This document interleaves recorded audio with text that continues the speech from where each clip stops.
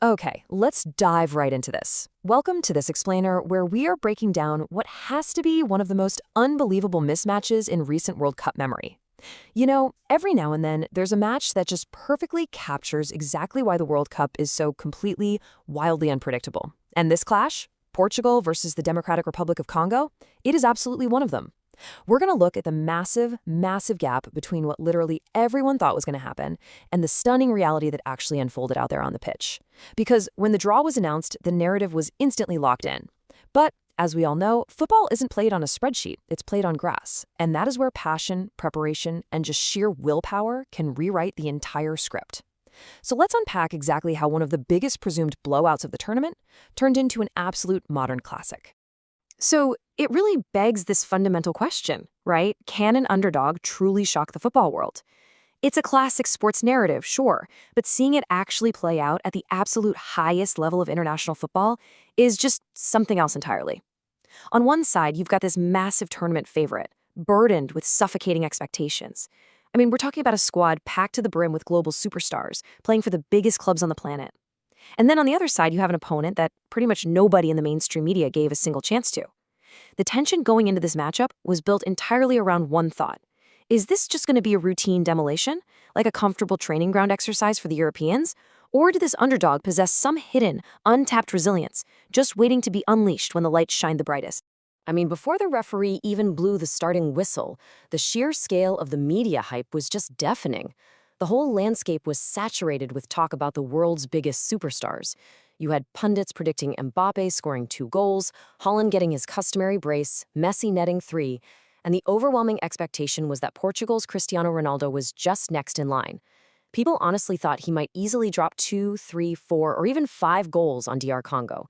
The consensus was that Portugal would absolutely demolish them from minute 1.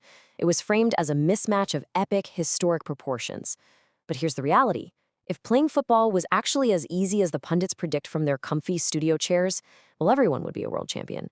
Dr Congo stepped onto that pitch as a highly, highly underestimated opponent, carrying the weight of a whole nation and a massive point to prove. And, you know, for a quick second there, it really looked like the media was spot on. Just 5 minutes into the game. 5 minutes, that is literally all it took. Portugal came out with this supreme, almost arrogant confidence. And right in the 5th minute, Yoane Wissa connects with this brilliant header to put Portugal up 1-0. You can just imagine the atmosphere inside that stadium. At that exact moment, the whole world watching collectively thought, well, here we go. The floodgates are wide open. Everyone expected Portugal was about to just rain goals down on Dr Congo, tear right through their defense, and basically turn the next 85 minutes into a glorified training exercise. I bet the commentators were practically already calculating the goal difference in their heads. But what Portugal clearly didn't realize was exactly who they were up against. Dr Congo was definitely not just some pushover waiting to be dismantled. They had this immense, hidden resilience. Just look at the path they took to even get to this tournament. They finished second, right behind a reigning powerhouse like Senegal in the intensely grueling African qualifiers. And if you follow the sport, you know those qualifiers are notoriously brutal. They're a true test of physical and mental endurance. They narrowly missed out on direct qualification, and to secure their spot for 2026, they had to go to war and defeat a fiercely competitive Jamaica squad. So they were battle-tested in the truest sense of the word. They fought tooth and nail through some incredibly high-stakes environments to earn their spot on that pitch. They had a gritty determination that the global media had just completely glossed over. Now, to be fair, not absolutely everyone missed this. Creator Shep Pinjani actually put out some brilliant analysis before the match, accurately predicting this exact scenario. He hit the nail on the head, stating clearly, Portugal is going to struggle against Dr Congo. He broke down exactly why this specific matchup was going to be a total nightmare for the European giants. And this is absolutely crucial to understand, because it shifts our entire perspective of the match. What happened next wasn't just a lucky break, right? It wasn't a fortunate bounce of the ball or some random fluke for the underdog. No, this was the execution of a highly calculated tactical masterclass that almost nobody saw coming. It was pure, meticulous preparation. So how exactly did Dr Congo respond after going down a goal so early? Well, just like Pinjani predicted, they completely stopped Portugal in their tracks. They executed their defensive game plan to absolute perfection. Instead of panicking and falling apart, they just dropped into this incredibly disciplined low block. They closed down passing lanes, and they completely suffocated the midfield. They man-marked Portugal's key creators out of the game, cutting off all the supply lines to the forwards. And I want to be clear, this wasn't just them holding on for dear life and booting the ball into the stands. This was an active, tactical stifling of a legendary attack. They disrupted Portugal's rhythm so badly that the favorites created 0 big chances in the final third. Literally 0. It was like hitting a brick wall that Portugal simply could not break down, no matter how much they held the ball. Okay, so that brings us to the dying moments of the first half. The clock ticks past 45 minutes, and we are deep into stoppage time. 45 plus 5.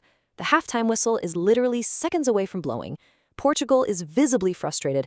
They're struggling to find any gaps, but they are still clinging to that fragile 1-0 lead, probably just desperate to get into the locker room to regroup. The tension in the stadium at this point is incredibly thick. You could literally feel the entire crowd holding its breath as Dr Congo pushes forward for one final desperate attack before the break. And then, in a flash of absolute brilliance, the script is completely flipped. Wissa leaps high into the air, connects with a soaring header, and sends the ball absolutely crashing into the back of the net. Boom! A historic equalizer right at the stroke of halftime.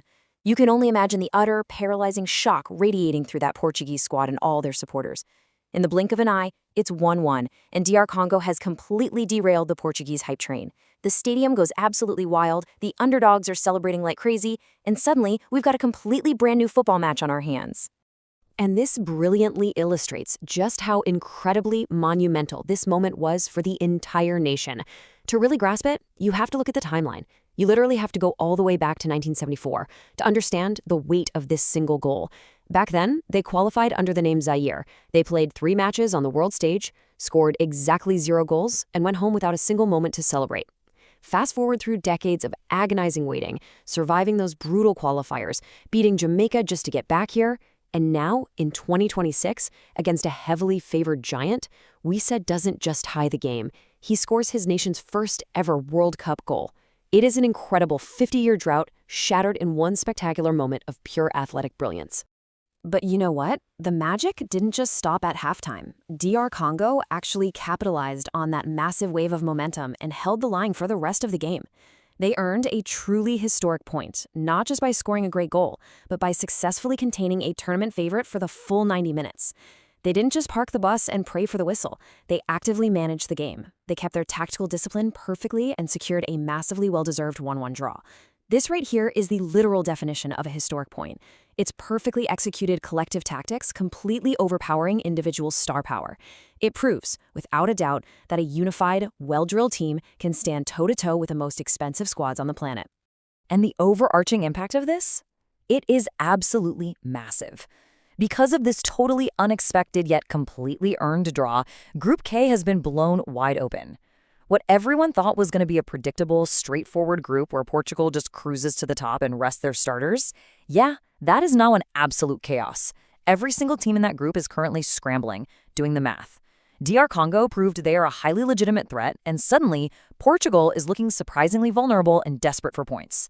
The entire dynamic of the tournament shifted because of this one brilliant 1-1 draw. The stakes for the rest of this group stage, they just skyrocketed. Which leaves us with this final burning question. Based on this shocking new reality, who is actually going to advance from Group K? I mean, throw all the pre-tournament predictions completely out the window. It is going to be incredibly tough to forecast who moves forward to the knockout stages and who is getting left behind. So I really want to hear from you guys. Who do you think makes it out of this group now? Drop your predictions down in the comments, because if this explainer taught us anything today, it's that absolutely nothing is guaranteed in the World Cup. Thanks for tuning in.